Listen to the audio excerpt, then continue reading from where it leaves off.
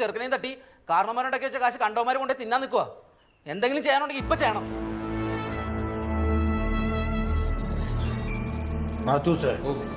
പോയി വണ്ടി എടുക്കും. ജോസഫേ പെട്ടിയെടുത്തു. പിന്നെ ഒരു കാര്യം, നമ്മൾ തിരിച്ചു വരുന്നുണ്ടെങ്കിൽ നമ്മളോട് ചെറുക്കനും പെട്ടി ഉണ്ടാകും.